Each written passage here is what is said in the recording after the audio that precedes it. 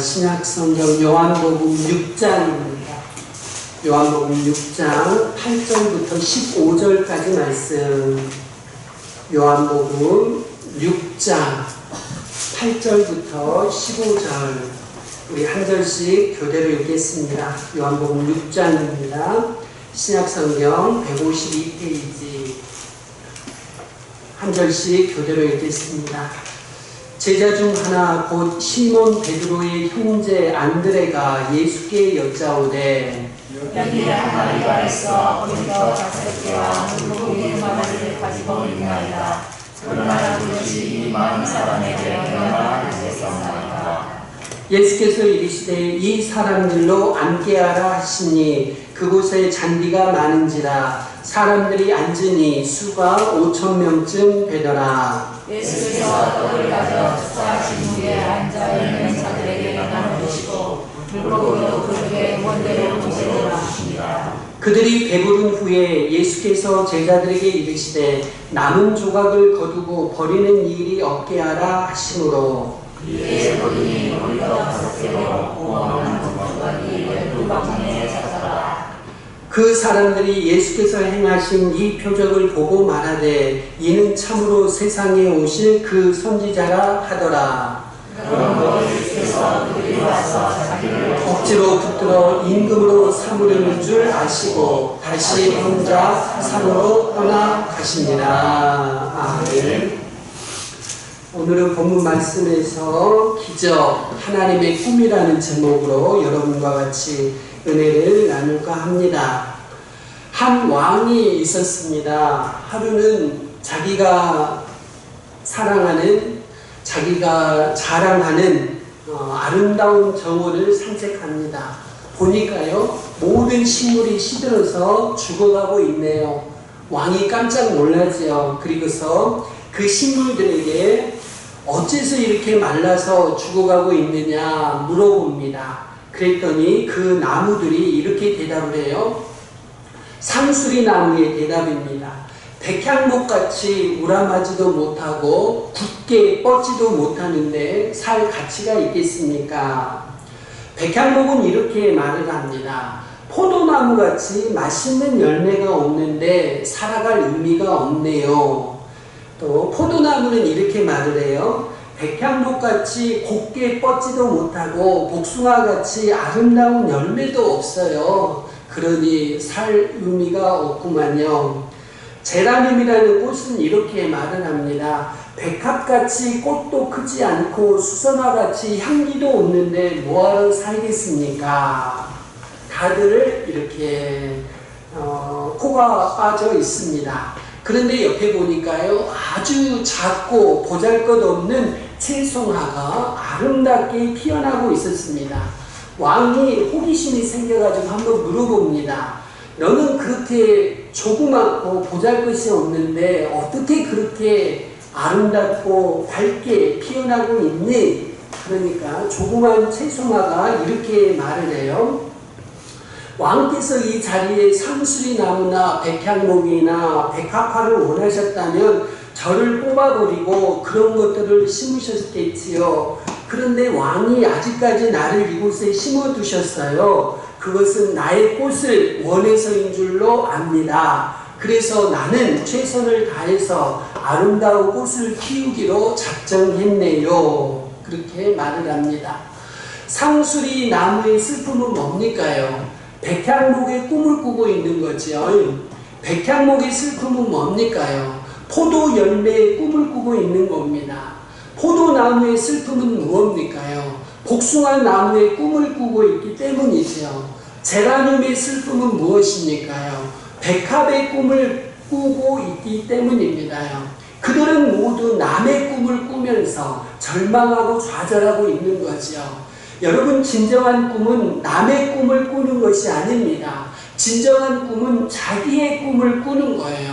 하나님이 여러분 안에, 여러분 각자에 맞는 꿈을 여러분 안에 두셨어요. 하나님이 자기에게 숨겨놓은 바로 그 꿈을 꿀 때만 우리는 정말로 꿈을 꾸는 것입니다요. 여러분 옆에 있는 사람들, 의사가 많은 사람들 보고 절망하고 좌절하실 필요 없어요. 여러분이 가지신, 하나님이 여러분에게 주신 꿈, 하나님이 여러분에게 주신 은사로 그것으로 여러분이 최선을 다하신다면 하나님은 그것을 얼마든지 기쁘게 받으십니다. 그런데 여러분이 가지신 것이 옆 사람하고 비교해서 작다고 해서, 보잘것없다고 해서 여러분이 자꾸만 옆 사람의 꿈을 꾸게 되면 여러분의 인생은 결국 실패와 좌절로 남게 될 것입니다. 보리떡 5개, 물고기 2마리, 평범하지요. 조그만 것입니다. 그런데 그 속에는 5,000명을 먹이고도 12광주리를 남기는 엄청난 가능성이 있었습니다요. 오병이어 속에 하나님은 기적의 씨앗을 숨겨두신 거예요. 여러분, 겨자씨 속에 나무를 숨겨두신 거 아시지요? 겨자씨는 작지만 그 겨자씨 안에 나무가 숨겨져 있었던 거예요. 겨자씨 안에 나무를 숨겨두셨듯이 하나님은 보잘것없는 우리 속에 하나님의 신비와 기적을 숨겨두고 계신 것입니다요. 여러분들이 예수를 믿고 사신다면 여러분 안에 하나님의 신비가 이미 여러분 안에 들어와 있는 겁니다요. 예수님이 여러분 안에 계시니까요. 여러분이 예수님을 믿고 계신다면 하나님의 기적이 이미 여러분에게 와 있는 겁니다요. 예수님이 여러분의 하나님의 기적이기 때문이지요. 여러분, 하나님은 평범한 사람들 속에 엄청난 미래를 숨겨두셨습니다요. 누구든지 자신을 예수님께 드리면 기적의 미래를 만날 수 있는 겁니다요. 오늘 오병이어의 기적이 우리에게 말해주는 것이 그것입니다. 우리는 비록 평범하지만 우리 속에 하나님의 꿈과 기적이 담겨져 있는 것입니다요. 우리의 오병이어를 하나님께 드리면 하나님은 우리 속에 숨겨놓으신 꿈과 기적을 이루어 나가시는 겁니다요. 첫 번째입니다. 예수님은 우리 속에 숨겨놓은 하나님의 꿈을 완성하십니다. 토마스 아퀴나스라는 분이 존재를 설명하면서 액트와 포텐트라는 용어를 사용하고 있어요. 아퀴나스에 따르면 모든 존재는 액트와 포텐트로 구성되어 있습니다. 액트는 뭐냐? 눈에 보이는 것입니다. 포텐트는 뭐냐? 눈에 보이지 않지만 미래에 나타날 것입니다. 가능성이죠. 가능성. 하나의 겨자씨, 여러분 안에 앞에 있다면 이것은 액트입니다. 그런데 그 속에는 커다란 겨자나무가 포텐트로 숨겨져 있는 거죠. 여러분, 오병이어, 예수님 앞에 온 오병이어는 액트입니다. 그런데 그 속에는 5,000명을 먹이고도 12광주리가 남는 기적이 포텐트로 숨겨져 있는 거죠. 여러분, 우리가 경험하는 모든 사건에도 마찬가지입니다. 우리의 실패 속에 엄청난 미래의 성공이 숨겨져 있을 수도 있어요. 그래서 실패는 성공의 어머니라는 말이 나온 거죠. 반대로 지금 우리가 성공하고 있어도 그 지금의 성공 속에 우리가 볼 수 없는 어마어마한 파멸이 숨겨져 있을 수도 있는 거예요. 사실 액트로 성공이 우리 앞에 보이지만 그 속에 포텐트로 실패가 어마어마한 파멸이 숨겨져 있을 수도 있습니다. 반대로 지금 내 앞에 있는 것이 실패지만 액트로 실패가 나타나있지만 그 속에 포텐트로 성공이 담겨져 있을 수 있는 거죠. 본문에서 기적의 통로는 보리떡 5개, 물고기 2마리입니다. 여러분, 보리떡 당시의 문헌들을 보면은요, 평민들, 가난한 사람들, 죄인들, 짐승들의 먹이였습니다. 보리떡은 고급스러운 음식이 아니지요. 그저 평범한 것에 불과합니다. 요즘이야 웰빙 하면서 보리 많이 귀해졌습니다요. 생각해서 보리 드시는 분 있으시죠? 보리밥, 콩밥. 콩밥은 누가 먹는 거였어요? 교도소에서 먹는 것이었지 않습니까? 그래서 교도소에 가면 콩밥 먹는다고 우리 말하지 않습니까? 근데 콩이 얼마나 영양가가 많습니까? 보리콩 다 마찬가지 아닙니까? 보리떡이 그렇게 좋은 음식이 아니었습니다. 평범한 사람들, 죄인들이 먹는 음식이었어요. 물고기, 갈릴리 바다에서 나는 조그만 물고기예요. 정어리 새끼 비슷하다고 합니다. 소금에 약간 절여두었다가 비린내 난 상태로 그대로 날 것으로 먹는 반찬이었다고 해요. 자, 예수님은 이렇게 아무것도 아닌 것들 속에 보리떡 평범하고 아무것도 아닙니다. 물고기 2마리 평범하고 아무것도 아닙니다. 그런데 그것들 속에 숨겨져 있는 엄청난 포텐트를, 가능성을 예수님이 이끌어내시는 거예요. 기적을 일으키시는 겁니다요. 예수님은 오늘도 여러분들 속에 숨겨져 있는 엄청난 포텐트를 이끌어내서 여러분들을 기적의 주인공으로 만들어 가실 것입니다요. 예수님을 믿는 우리 안에는 엄청난 포텐트가 있어요. 그것을 여러분들을 통해서 예수님은 기적으로 끄집어내시기를 원하시는 겁니다요. 사실 예수님의 제자들이 산 증거죠. 자, 베드로 한번 생각해 보십시다. 어부입니다. 가난한 갈릴리 사람이에요. 많이 배우지도 못했어요. 학문 없는 평범한 사람입니다. 예수님을 만나고서도 제가 지난주 수요일에 말씀드린 대로 흔들바위였어요. 흔들바위. 늘 큰 소리 치며 앞장서지만 넘어지는 때도 앞장서는 것이 베드로였습니다. 그는 영원히 예수님을 부인한 자로 오명을 가지고 살 뻔했지요. 예수님이 십자가에 달려 돌아가실 때 예수님을 3번 부인하잖아요. 예수님이 부활하신 후에 베드로를 찾아가지 않으셨다면 성경에서 베드로는 끝내 예수님을 부인한 제자로 오명을 가질 뻔했습니다. 그는 보잘것없는 보리떡 5개와 같고 비린내나는 물고기 2마리와도 같습니다. 그런데 예수님은 그 베드로 속에 숨겨져 있는 하나님의 꿈을 끄집어내시고 완성하셨습니다. 이 베드로가 예수님의 수석 제자가 되지요. 초대 예루살렘 교회의 기둥이 됩니다. 한 번 설교했더니 3,000명이 회개하네요. 그가 손을 얹으면 병든 사람들이 나았습니다. 예수님이 베드로 속에 숨겨져 있는 하나님의 꿈을 완성해 나가셨던 것이지요.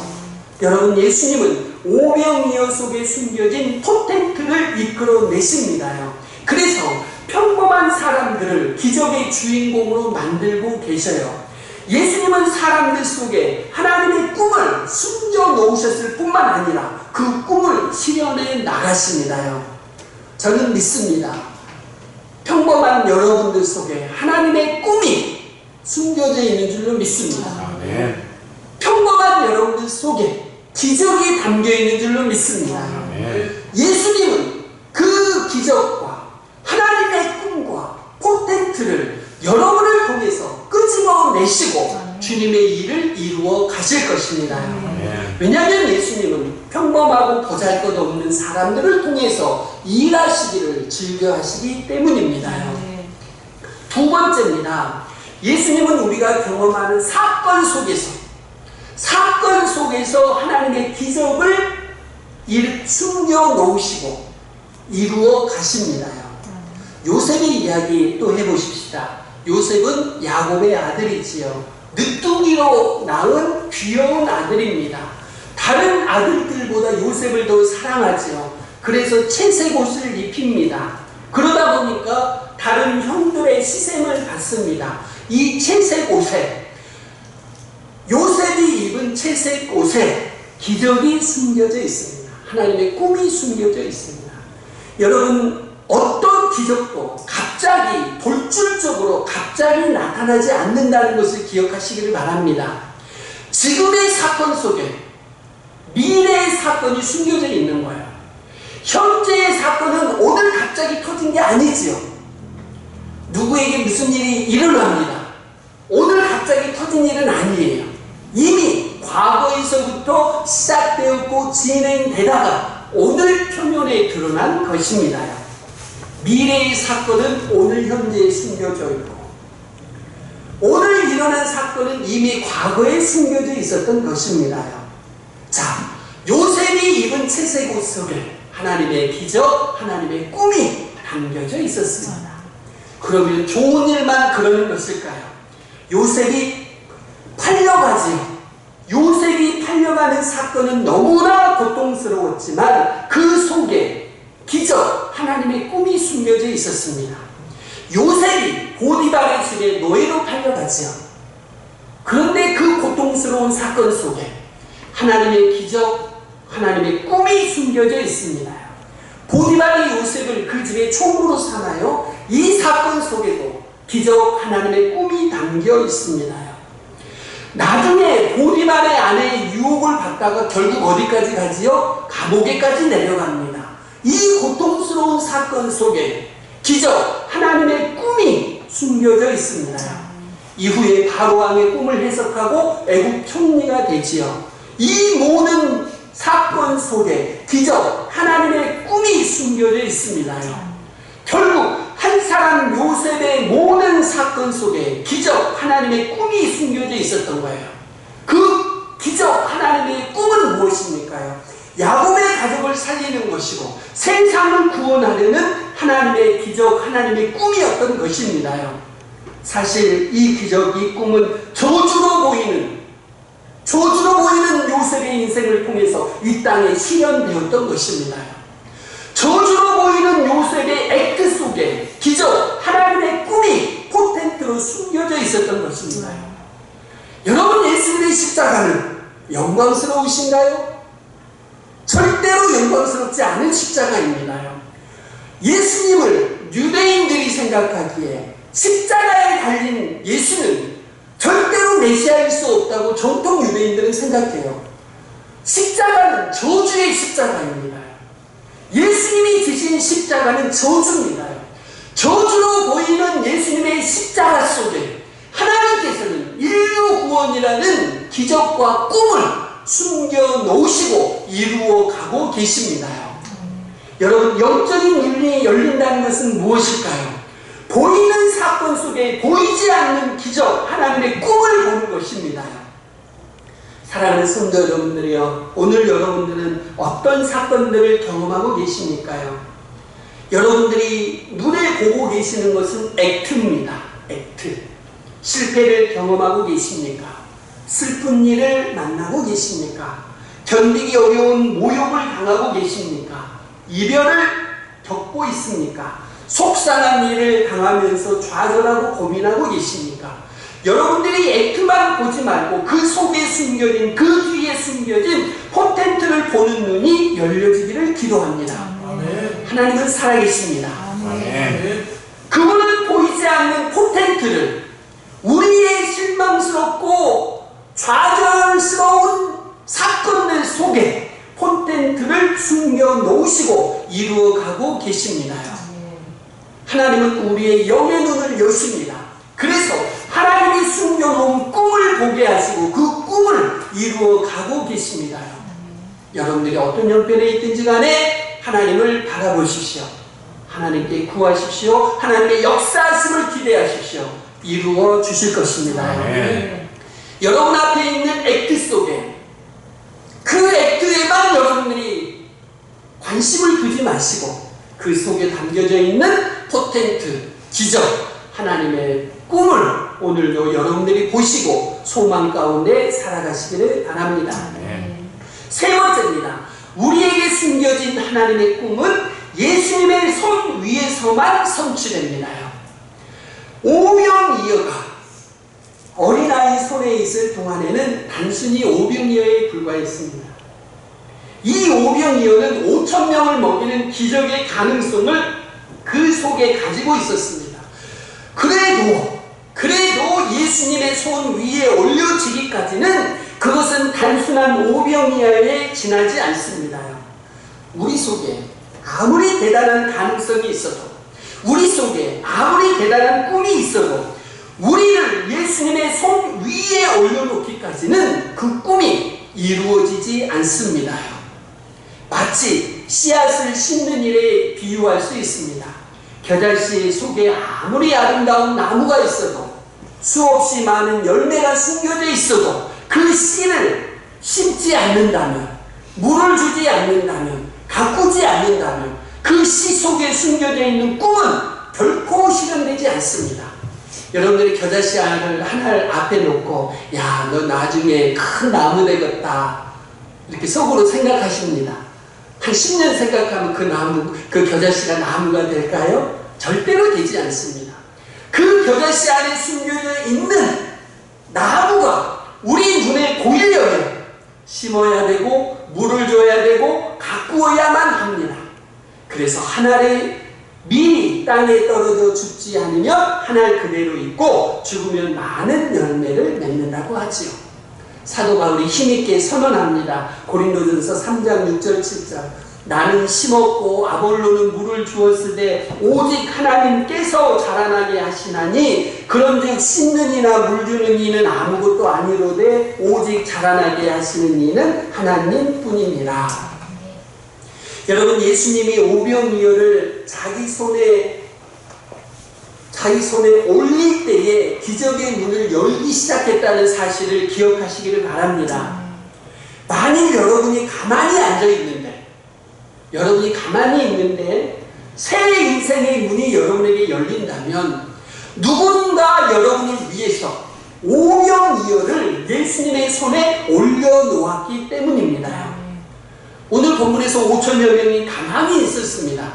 그러다가 예수님의 기적에 참여한 것과 같습니다. 5천명 중에 어린아이 한 명만 오병이어를 예수님께 올려드렸고 나머지 4,999명은 그냥 거기에 참여한 거죠. 어느 날 여러분의 인생에 새로운 인생의 문이 열린다면 그것은 여러분을 위해서 누군가가 오병이어를 예수님께 올려드렸기 때문입니다.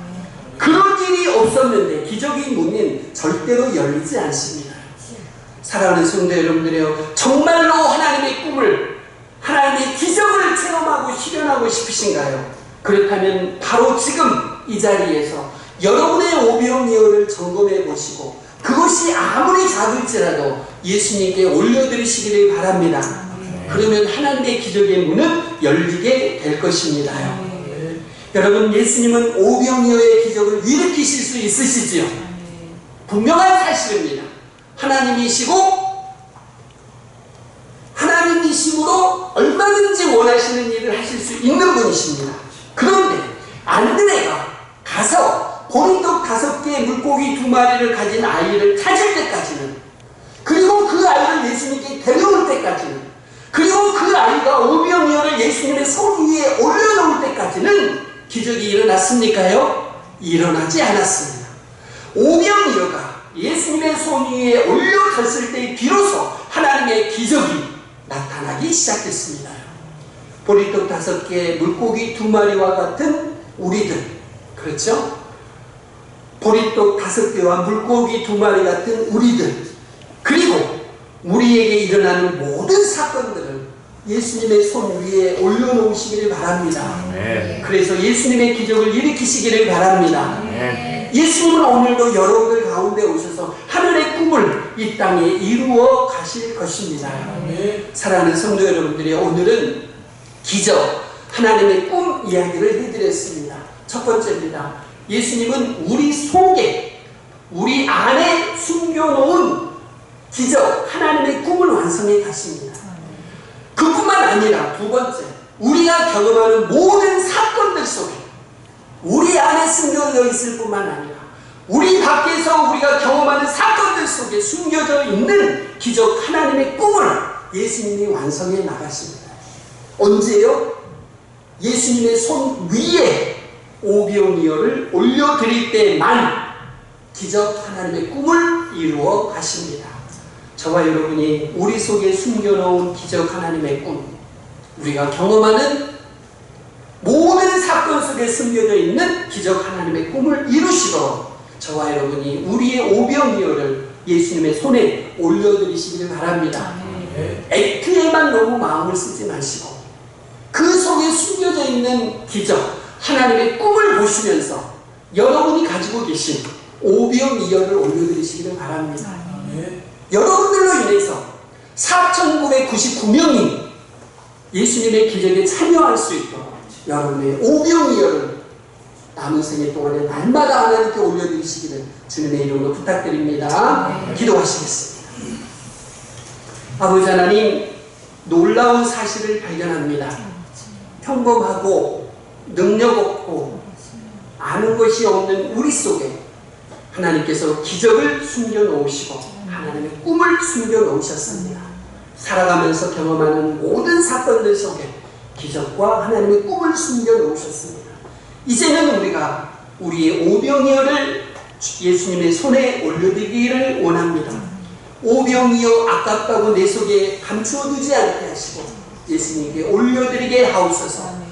나 자신을 오병이어로 올려드리게 하옵소서. 슬프고 아픈 모든 사건을 오병이어로 올려드리게 하옵소서. 내게 있는 재능과 물질과 시간과 모든 것은 우리의 오병이어로 예수님의 손에 올려드리게 하옵소서. 그럴 때 아버지 하나님, 우리 속에 숨겨놓은 모든 사건 속에 숨겨놓은 기적과 꿈을 우리의 삶 속에서 이루어주게 하시고 우리가 경험하게 하옵소서. 예수님의 이름으로 기도하옵나이다. 아멘. 네, 감사합니다.